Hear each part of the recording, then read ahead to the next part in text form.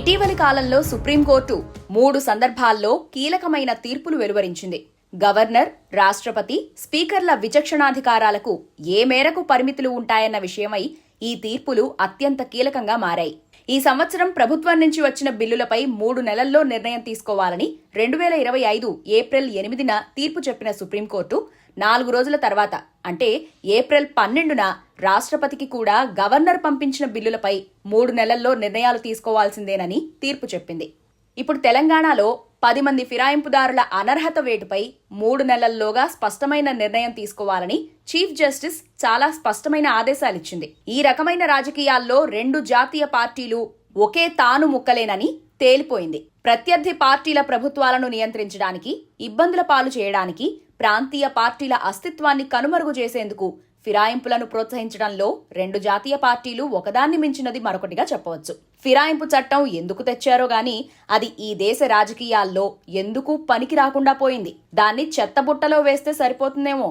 స్పీకర్కు కాలపరిమితి లేని విచక్షణాధికారం ఉండటమనే ఒకే ఒక్క టెక్నికల్ అంశాన్ని అడ్డుపెట్టుకుని బ్లాటెంట్ గా ఫిరాయింపులను ప్రోత్సహించే ఒక అనైతిక ప్రక్రియను స్పీకర్ చైర్ నిర్వహించడం అత్యంత దారుణమైన విషయం. ఈ రకమైన ధోరణి ఇవాళ్లే కొత్తగా జరిగిందేమీ కాదు.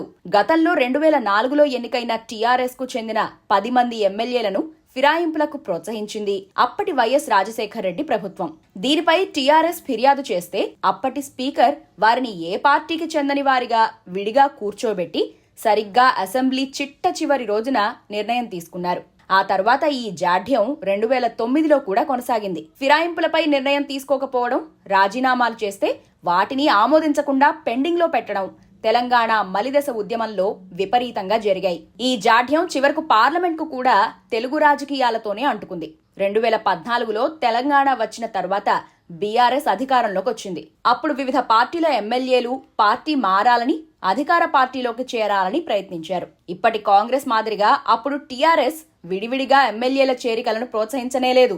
నాడు టీడీపీ నుంచి కానీ కాంగ్రెస్ నుంచి కానీ 3/2 మంది ఎమ్మెల్యేలు చేరుతామంటేనే ఫిరాయింపు చట్టం పరిధిలో అనుమతించింది. ఇందులో నిర్ణయాలు తీసుకోవడంలో ఎలాంటి జాప్యం జరగలేదు. ఆయా శాసనసభ పక్షాలు పూర్తిగా అధికార పార్టీలో విలీనమైపోయాయి. ఇది చట్టం పరిధిలో జరిగిందే తప్ప చట్టానికి తూట్లు పొడవలేదు. 2023లో కాంగ్రెస్ అధికారంలోకి వచ్చి రావడంతోనే బీఆర్ఎస్ ఎల్పీని చీల్చాలని తెగ ప్రయత్నించింది. ఒక ఎమ్మెల్యేకి ఏకంగా ఎంపీ టికెట్ ఇచ్చింది. మరో ఎమ్మెల్యే కూతురుకి టికెట్ ఇచ్చింది. ఇంకో ఎమ్మెల్యే కొడుక్కి భవిష్యత్తు చూపిస్తామంటూ కండువా కప్పింది. ఇలా ఓ 10 మందిని ఎరవేసి లాగింది. సాక్షాత్తు ముఖ్యమంత్రి ఒక్కొక్కరి ఇంటికి వెళ్లి మంతనాలు జరిపి మరీ కండువాలు కప్పొచ్చారు. కానీ కొద్ది రోజులకే సీన్ రివర్స్ అయింది.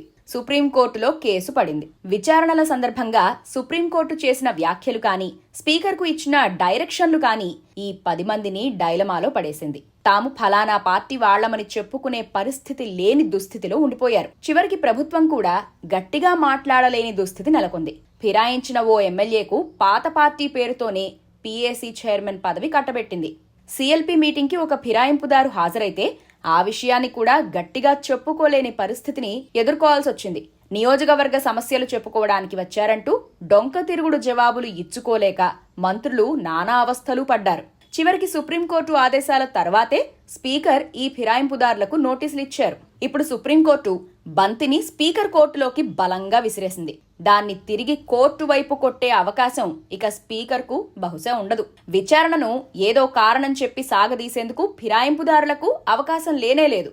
ఈ కేసులో స్పష్టమైన నిర్ణయం తీసుకోవాల్సిందేనని సుప్రీంకోర్టు ఆదేశించింది. ఆపరేషన్ సక్సెస్, పేషెంట్ డైడ్ అన్న రీతిలో వ్యవహారం నడవరాదని స్పీకర్కు స్పష్టంగా సందేశమిచ్చింది. ఇంత జరిగాక కూడా స్పీకర్ కార్యాలయం నుంచి న్యాయ నిపుణుల సలహాలు తీసుకుంటామని ప్రకటన వెలువడిందే తప్ప నిర్ణయాత్మకమైన కార్యాచరణ చేపడతామని మాత్రం చెప్పలేకపోతున్నారు. ఎందుకంటే శాసన వ్యవస్థపై సుప్రీంకోర్టు ఎలాంటి నియంత్రణ చేయలేదన్న ధీమా కావచ్చు. కాబట్టి ఏదో కొర్రి పెట్టి సాగదీయాలనే స్పీకర్ చూస్తారు. కానీ సుప్రీంకోర్టు కంటే ప్రజాకోర్టు ఉన్నతమైంది. దాన్ని తప్పించడం ఎవరికి సాధ్యం?